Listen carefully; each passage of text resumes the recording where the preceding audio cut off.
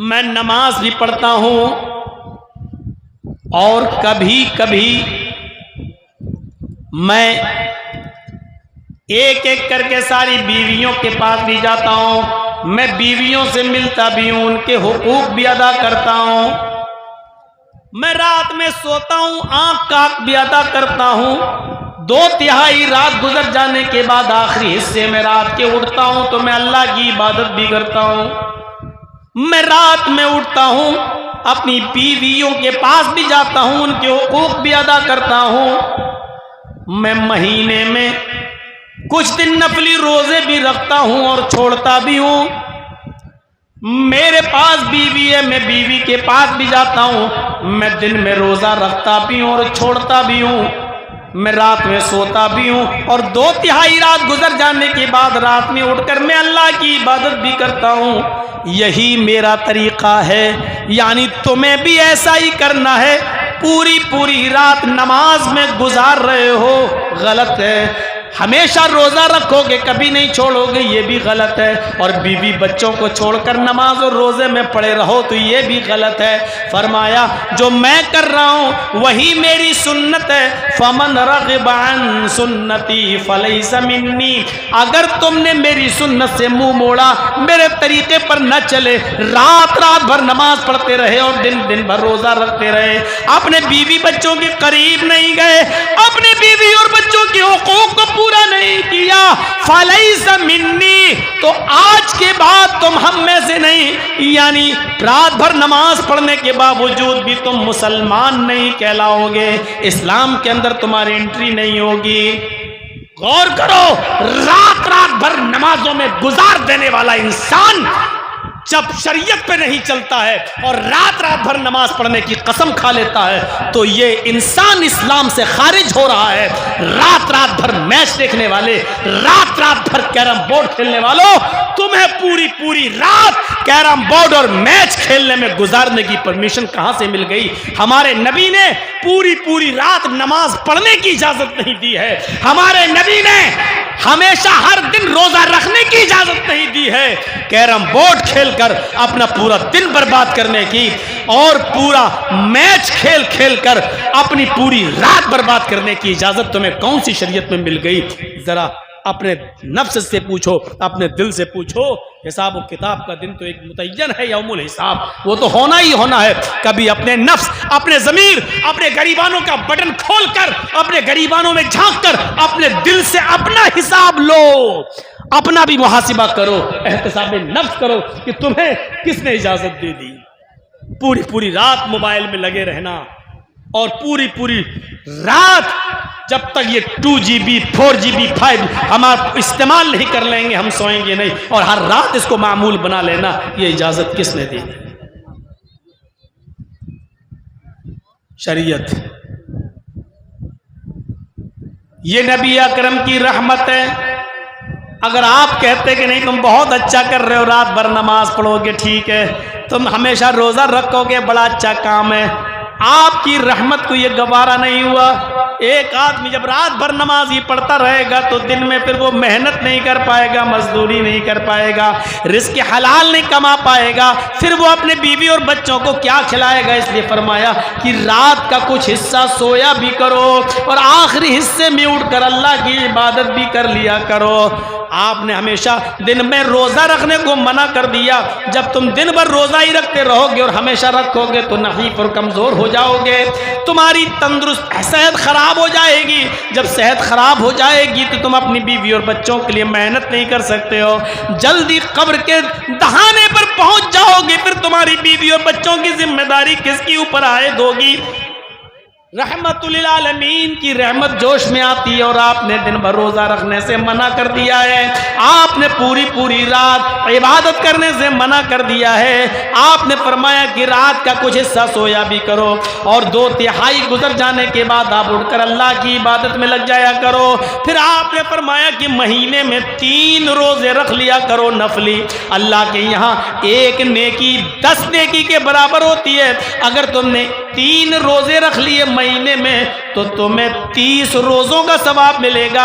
हर महीने 3 रोजे रख लो तो गोया कि तुमने पूरे महीने रोजे रख लिए हैं।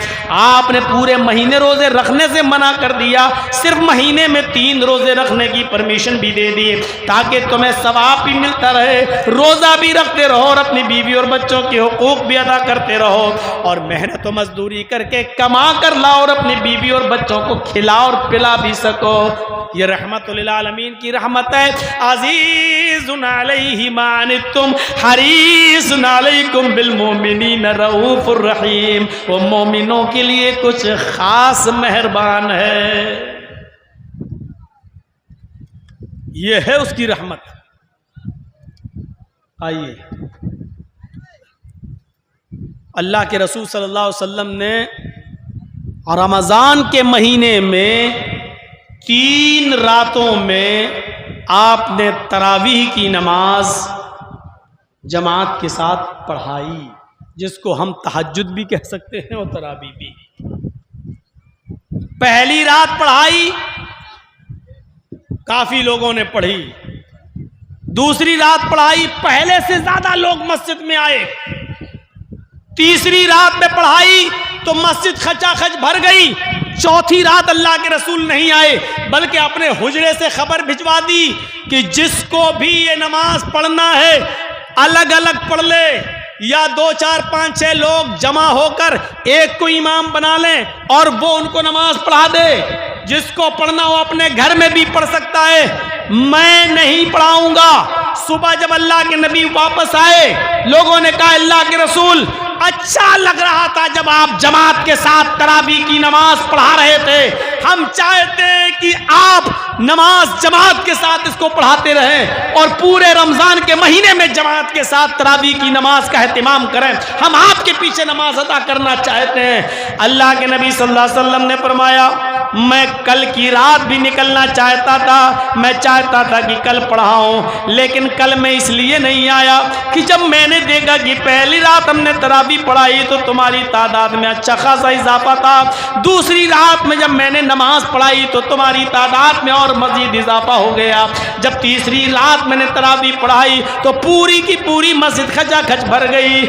मुझे डर महसूस हुआ ऐसा ना हो कि मेरा यह अमल अल्लाह रब्बुल आलमीन देखकर जिब्राइल अमीन को भेज दे और ये नमाज हमारे ऊपर फर्ज न कर दी जाए, हमारे जरिए ये हुक्म नाफिज न करवा दे अल्लाह ताला कि आज के बाद ये नमाज तुम्हारे ऊपर, तुम्हारी उम्मत के ऊपर ये नमाज फर्ज कर दी गई। मुझे इस बात का डर लगा ये नमाज कहीं फर्ज न कर दी जाए, जिब्राइल अमीन अल्लाह की तरफ से फर्जियत का ऐलान लेके ना आ जाए कि अल्लाह ताला ने आपकी उम्मत पर यह नमाज तरावीह को फर्ज कर दिया है। मुझे डर लगा इसलिए मैं नहीं आया। मेरे भाइयों, नबी अकरम ने 3 रात नमाज पढ़ाई और जमात के साथ पढ़ाई, लेकिन चौथी रात में आप नहीं आए। चौथी रात में आप नहीं आए, वजह क्या बताई? मुझे डर लगा कि कहीं ये नमाज अल्लाह ताला मेरी उम्मत पर फर्ज ना कर दे। अगर मेरी उम्मत पर यह नमाज फ़र्ज कर दी जाए और फिर मेरी उम्मत ना पढ़ पाए तो जहन्नम के करीब चली जाएगी। ये नबी अकरम की रहमत का तकाजा देखिए कि आप चौथी रात नमाज पढ़ाने ही नहीं निकले। क्यों? क्योंकि डर लगने लगा कि कहीं फ़र्ज ना हो जाए। मेरी उम्मत पर नबी अकरम का चौथी रात में ना निकलना रहमत है उम्मत के लिए। फर्ज हो जाती तो क्या होता? मिसवाक फर्ज हो जाती तो क्या होता? रात रात भर इबादत और दिन दिन भर के रोजे फर्ज कर दिए जाते। अल्लाह के रसूल कहते थे नहीं बहुत अच्छा करो, आज बहुत अच्छा अमल करो, तो क्या होता? हम कहां होते आज? यह सूरत हाल देखिए, अपने ज़मीर से पूछिए, अपने दिल से पूछिए। कुरान ने कितनी सही फजीलत बयान की मोहम्मदुर रसूलुल्लाह की। हरीसुन अलैकुम बिल मोमिनीन रऊफुर रहीम। वो मोमिनों के, मुसलमानों के फायदे के बड़े मुतमन्नी रहते हैं और मोमिनों के साथ उनकी रहमत कुछ खास है। कितनी खास रहमत है। आइए एक और चीज बताएं, और बहुत प्यारी चीज, और सुनिए। अल्लाह के नबी फरमाते हैं कि अल्लाह तबारक व तआला ने आदम अलैहिस्सलातु वस्सलाम से लेकर मुहम्मदुर रसूलुल्लाह तक, मुझ तक सारे नबियों को जब भी इस दुनिया में भेजा तो उनको एक इख्तियारी दुआ दी। इख्तियारी दुआ समझते हो? इख्तियारी दुआ दी कि हम तुम्हारी सारी दुआएं कबूल करें या न करें ये मेरी मर्जी, लेकिन एक दुआ का इख्तियार देता हूं, तुम मांगो, तुम्हारी वो हम जरूर सुनेंगे। इसको कहते हैं इख्तियारी दुआ। एक दुआ हम जरूर सुनेंगे तुम्हारी, जो भी तुम मांगना चाहो मांगो। आदम अलैहिस्सलाम ने मांगी, और आदम अलैहिस्सलातु वस्सलाम से लेकर ईसा अलैहिस्सलातु वस्सलाम तक सारे नबियों ने वो इख्तियारी दुआ मांगी। अल्लाह के नबी फरमाते हैं, अल्लाह ताला ने हर नबी से कहा मांगो हम तुम्हें देंगे। सारे नबियों ने जल्दी कर ली। अल्लाह ताला ने दुनिया में इख्तियार दिया था कि मांगो, एक दुआ हम तुम्हारी जरूर सुनेंगे, तुम्हारी मर्जी जो मांगोगे हम तुम्हें देंगे। सारे नबियों ने मांग ली। जब मुझे नबी बनाकर दुनिया में भेजा तो अल्लाह ताला ने एक इख्तियारी दुआ मुझे भी दी। आए मोहम्मद सल्लल्लाहु अलैहि वसल्लम, मांग लीजिए, आप भी दुनिया में क्या मांगना चाहते हैं, आपको भी इख्तियार है। मैंने सारे नबियों को एक इख्तियारी दुआ दी और उनकी सुनी, उनको इस दुनिया में नवाजा। आपको भी एक इख्तियारी दुआ दे रहा हूं, जो मांगेंगे हम देंगे। बताइए क्या चाहिए? अल्लाह के नबी ने इसका जिक्र हजरत आयशा सिद्दीका से किया कि अल्लाह ताला ने आज मुझे इख्तियारी दुआ दी है। हजरत आयशा खुश हो जाती हैं और कहती हैं, अरे अल्लाह के नबी मौका अच्छा है, आए मेरे प्यारे शोहर मौका बड़ा अच्छा है। जब अल्लाह ने इख्तियारी दुआ दी है तो आप अल्लाह से सोना मांग लो, चांदी मांग लो, ऐसी चीज मांग लो कि हमें जिंदगी भर पेट पे पत्थर न बांधना पड़े, हमें फाके ना करना पड़े, हमें मुसीबतें न झेलना पड़े। अल्लाह के नबी फरमाते हैं कि अगर मैं उस मौके पर अल्लाह से ये कहता कि अल्लाह इस ओहद पहाड़ को मेरे लिए सोने का पहाड़ बना दे, जहां मैं चलना चाहूं चलूं, और ये पहाड़ भी मेरे साथ चले, तो अल्लाह ताला मेरे लिए उस ओहद पहाड़ को भी सोने का बना देता। काबे के रब की कसम, जहां मैं चलता वो पहाड़ भी सोने का मेरे साथ साथ चलता। मेरी बीवी आयशा मुझसे कह भी रही थी कि अल्लाह के नबी, आए मेरे प्यारे शौहर, जब अल्लाह ने इख्तियार दिया ही है तो मांग लो, क्यों नहीं मांगते हो?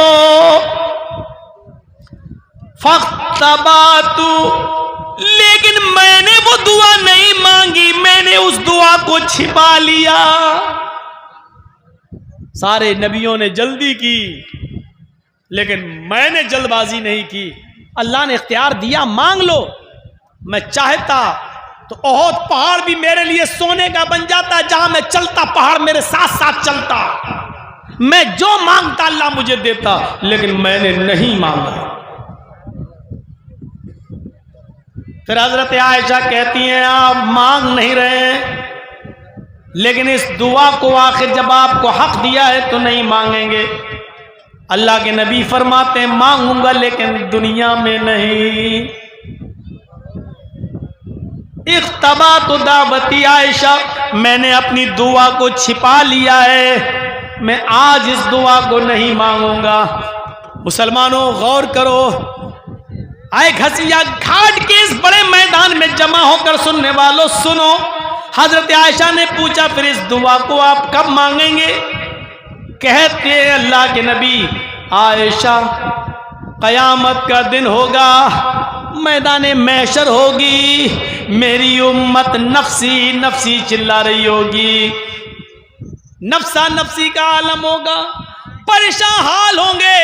सूरज सवा नेज़े के फासले पर, यानी 1 मील के फासले फासले पर होगा, सूरज और सूरज की पूरी गर्मी जमीन के ऊपर गिर पड़ रही होगी और सारे इंसानों के जिस्मों से, उनके सरों से पसीना टपक टपक कर उनके कदमों पे गिर रहा होगा और पसीने में लोग अपने अमाल के मुताबिक डूबे हुए होंगे। कोई टखनों के बराबर, कुछ पिंडली के बराबर, कुछ कमर के बराबर, कुछ घुटनों के बराबर, कुछ कमर के बराबर, कुछ कांधे के बराबर और कुछ उसमें गोते लगा रहे होंगे। मेरी उम्मत नफ्सा नफ्सी के आलम भी होगी। उस वक्त मैं अल्लाह से उस दुआ को मांगूंगा और कहूंगा, इलाहुल आलमीन, सारे नबियों को तूने एक इख्तियारी दुआ दी, उन्होंने दुनिया में अपनी अपनी दुआ मांग ली। अल्लाह मेरा भी हक था, अल्लाह मुझे भी एक दुआ मांगने का हक था और तूने मुझे भी वो दुआ दी थी कि मांगो क्या मांगते हो। मैंने दुनिया में कुछ नहीं मांगा, मेरी वो दुआ बाकी है। आय अल्लाह, आज मुझे हक दे, आज मुझे इजाजत दे कि मैं दुआ मांगू। आय अल्लाह, मेरी दुआ तू सुन ले। अल्लाह रब्बुल आलमीन कयामत के दिन मुझे उस दुआ के मांगने की इजाजत देगा। हजरत आयशा ने पूछा, आय अल्लाह के नबी, तो कयामत के दिन आप क्या मांगेंगे? इमाम कायनात की जबान से निकला, शिफाअतन लि उम्मती। कयामत के दिन जब अल्लाह मुझे दुआ मांगने का हुक्म देगा, इजाजत देगा कि मैं यहाँ तुम्हारी सुन लूंगा, इख्तियार है, तुम्हें बताओ क्या मांगते हो।